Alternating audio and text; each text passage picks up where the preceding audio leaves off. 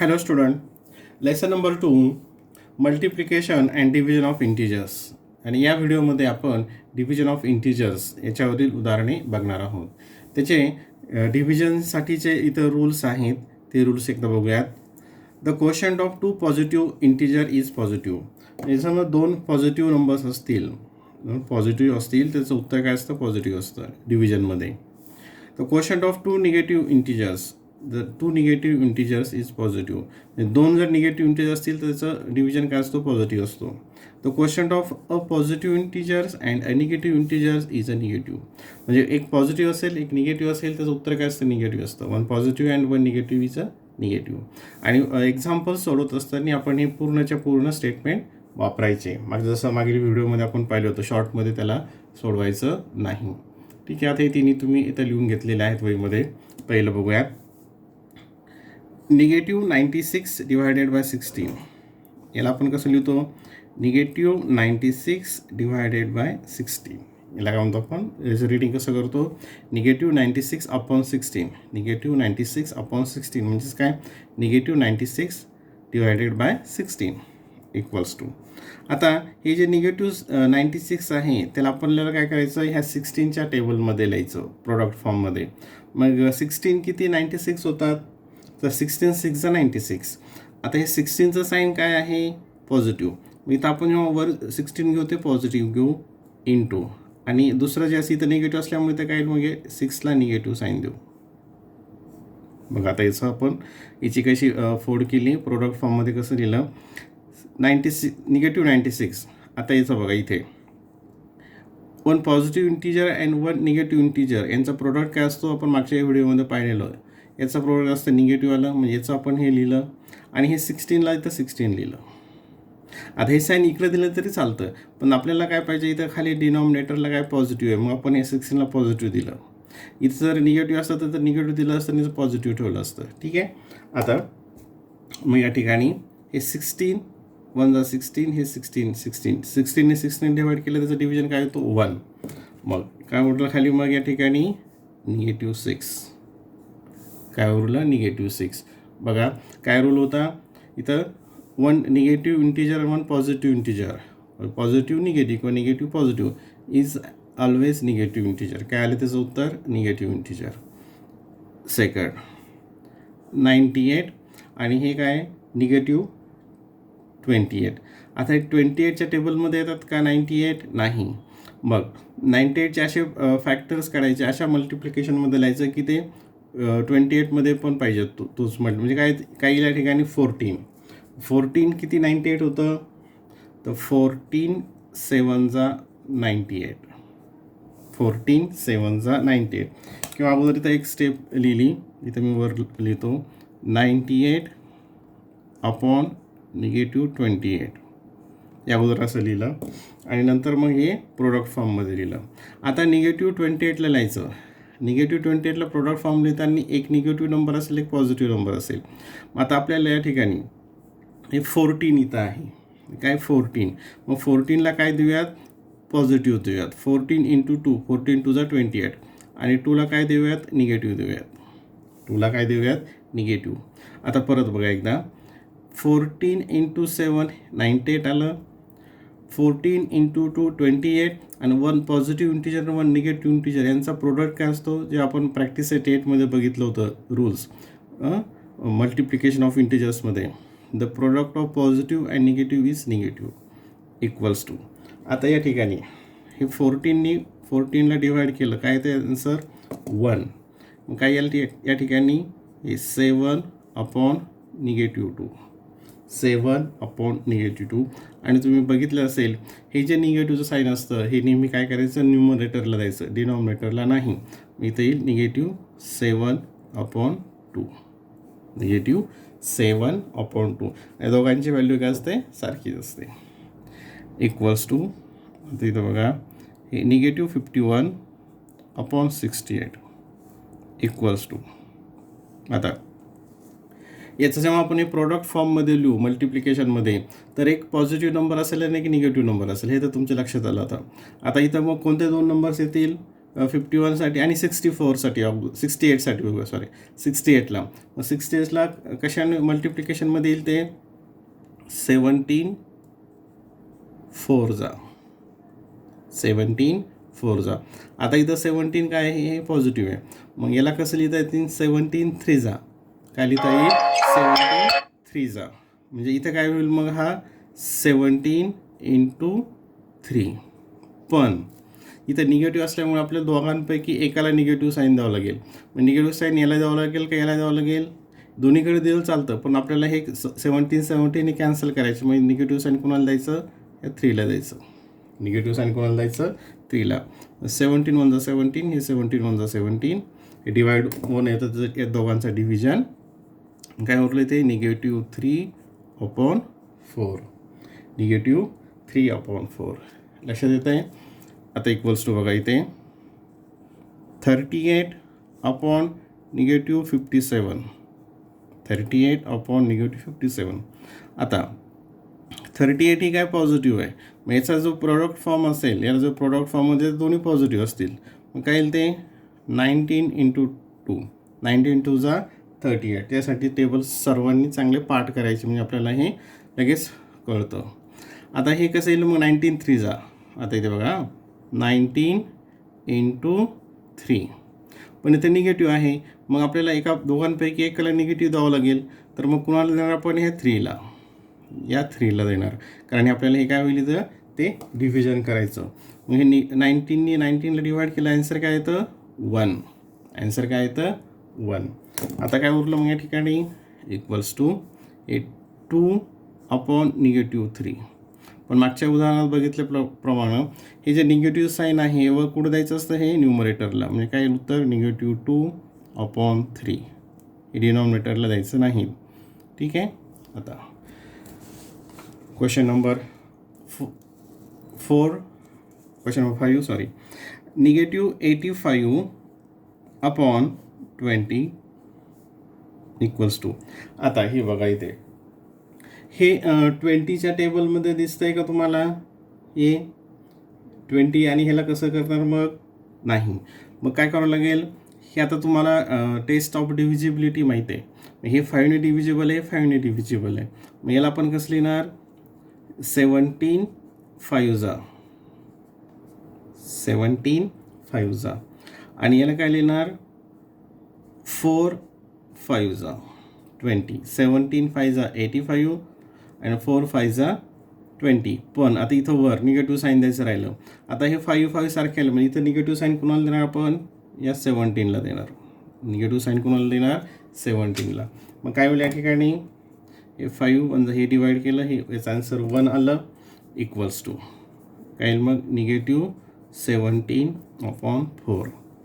म्हणजे कोणता रूल होता तो, the quotient of negative integer and positive integer is negative. Rule number 3 जो आपण इथं वर अगोदर बघितले होते, हे त्याचं उत्तर हे आलं. म्हणजे negative, the quotient of negative and positive is negative.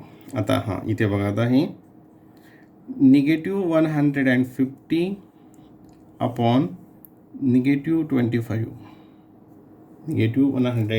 -150/-25 equals to. आता हे तुम्ही जर बघितलं तर हे कशाच्या टेबलमध्ये येतं, 25च्या. हे कशाच्या टेबलमध्ये येतं, 25च्या. मग आता याचा आन्सर बघायचं, हे खूप छान इंटरेस्टिंग आहे.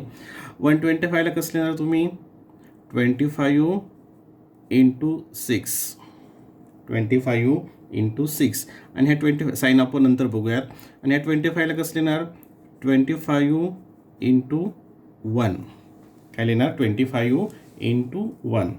आता निगेटिव्ह साईन, मग हे 25 आहे. निगेटिव्ह काय करू मग आपण, हा जो नंबर आहे -6 इथे देऊयात, -1 इथे देऊयात. ठीक आहे, इक्वल्स टू. आता 25 आणि 25 काय होतं, याचं आन्सर 1 येतं. 25 1 जा 25 हे माहिती आहे तुम्हाला. मग खाली काय गेलं तर इथे -6/-1. -6/-1. पण आता याचं काय आहे, द कोशंट, काय रूल होता, rule number 2, the quotient of 2 negative integer is positive. याचा आन्सर काय असेल, 6. याचा आन्सर काय असेल, 6, पॉझिटिव्ह 6 इक्वल्स टू 100/60. आता हे दोन्ही पॉझिटिव्हच आहेत, म्हणजे आपल्याला जर प्रोडक्ट फॉर्ममध्ये लिहिणार ते दोन्ही पॉझिटिव्ह असेल. 100ला कसं लिहिणार 20 × 5 आणि 60ला कसं लिहिणार 20 × 3. 25 जा 100, 23 जा 60.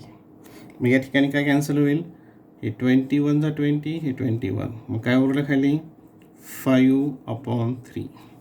5/3 आणि लास्ट बघा हे 9/-54 इक्वल्स टू. आता हे 54 आहे. 54ला आपण कसं लिहिणार, 9च्या टेबलमध्ये येतात.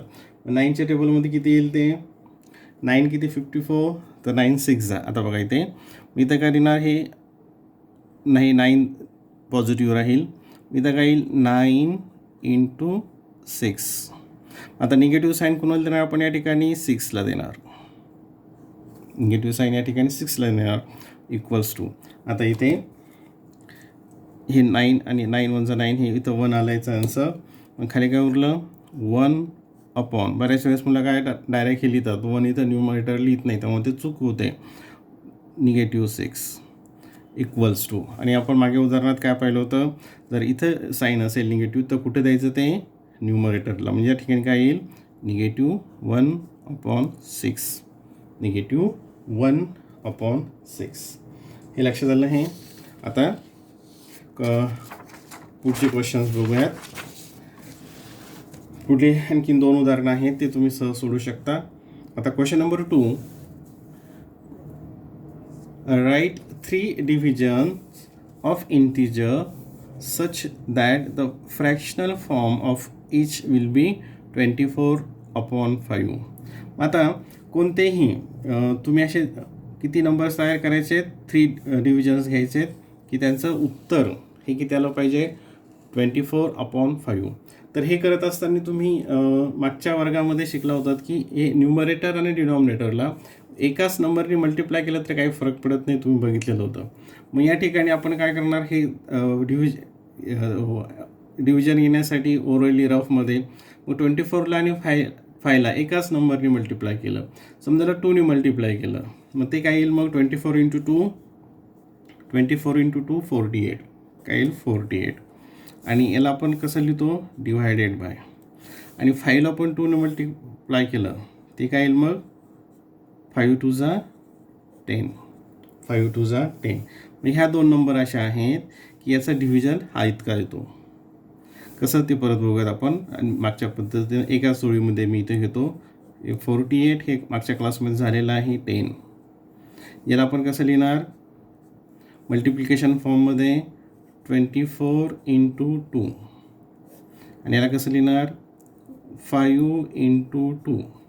या ठिकाणी काय कॅन्सल होईल, हे 2 इथं कॅन्सल होईल, म्हणजे डिव्हिजन 1 येते. मग काय आलं याचं आन्सर 24/5 आला आन्सर. म्हणजे आपल्याला हा एक डिव्हिजन आला. किंवा आणखीन आपण दुसरा एक नंबर जर आणखीन घ्यायचा असेल तर याला आपण निगेटिव्हने मल्टिप्लाय करूयात. सपोज -4ने मल्टिप्लाय केलं इथं आणि इथं दोन्हीकडे न्यूमरेटरला आणि डिनॉमिनेटरला, तर ते इक्विव्हॅलंट फ्रॅक्शन होतात. तुम्ही इक्विव्हॅलंट फ्रॅक्शन शिकलेले आहात, सममूल्य अपूर्णांक. मग -4ने याला मल्टिप्लाय केलं, positive into negative, the product of positive integer आणि निगेटिव्ह इंटिजर इज निगेटिव्ह. 24 4 जा 96. आणि परत याला आणखीन 4ने मल्टिप्लाय केलं -4ने, ते काय येईल -5 4 जा 20. 5 4 जा 20. हा डिव्हिजन आला. आता याचं उत्तर किती आलं पाहिजे, हे आलं पाहिजे. परत बघा कसं येईल मग हे -96/-20. 96ची कशी फोड करणार 24 × 4 आणि एकाला निगेटिव्ह साईन देऊयात, कोणत्याला द्यायचं ते बघूयात. आणि 20ची कसे करणार 5 × 4. आता निगेटिव्ह साईन कुठं देऊ आपण, मग इथं दिलं तरी चालेल किंवा इथं दिलं तरी चालेल. तर आपल्याला काय करायचं आहे, हे 4 आणि हे 4 कॅन्सल करायचे आहेत. मग या ठिकाणी इथं निगेटिव्ह देऊयात आणि याला निगेटिव्ह देऊयात. आता बघा या ठिकाणी हे काय होईल, हे 4 आणि हे 4 1 4 कॅन्सल होईल आणि काय उरलं तर या ठिकाणी इक्वल्स टू -24 अपॉन -5. पण हे तुम्हाला माहीत आहे की द रूल नंबर 3 काय होतं? रूल नंबर 3 की the quotient of 2 negative integer is positive. याचा आन्सर काय असेल? 24/5. 24/5 म्हणजे याच्यासाठीच आपल्याला कोणते हे करायचे आहेत? तर इक्विव्हॅलंट फ्रॅक्शन घ्यायचे आहेत की त्यांचा डिव्हिजन मग इतका येईल. आणि इक्विव्हॅलंट फ्रॅक्शन तयार करत असताना परत बघा, इक्विव्हॅलंट फ्रॅक्शन तयार करत असताना न्यूमरेटरला आणि डिनॉमिनेटरला एकाच नंबरनी मल्टिप्लाय करायचं.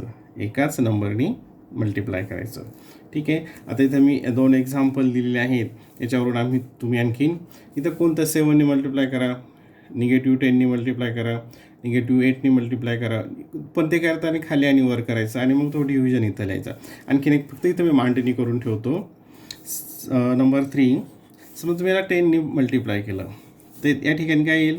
24ला 10नी मल्टिप्लाय केली 240 डिवायडेड बाय, आणि याला 10ने मल्टिप्लाय केलं ते काय येईल? 50. याचं उत्तर तुम्ही याप्रमाणे असं पुढे काढू शकता. लास्ट क्वेश्चन नंबर 3 बघा. आता या ठिकाणी right 3 divisions of integers such that fraction form of each will be -5/7. -5/7. इथे सुद्धा सेम मेथड. आता याला सपोज एकच नंबरने मल्टिप्लाय करू. सपोज पहिल्यांदा आपण काय करू, याला 3ने मल्टिप्लाय केलं. कशाने मल्टिप्लाय केलं? इथं लिहितो मी आपल्या माहितीसाठी 3ने मल्टिप्लाय केलं तर काय येईल? मग 3ने मल्टिप्लाय केलं तर 3 × -5 काय येईल? ते -15 डिवायडेड बाय, आणि 3ने डिनॉमिनेटरला केलं 3 × 7 21. आता हे डिव्हिजन कसं येईल बघा? -15/21. बघ याची कसं करणार? 7 × 3, आणि याला कसं करणार? 5 × 3. आता हे 3चं साईन सारखं लागेल आपल्याला. मग निगेटिव्ह साईन कुणाला देणार? याला देणार, -5ला. हे आणि हे काय होईल? कॅन्सल होईल, आणि काय उत्तर येईल? -5/7. आला याचा आन्सर. म्हणजे हा एक डिव्हिजन मिळाला आपल्याला.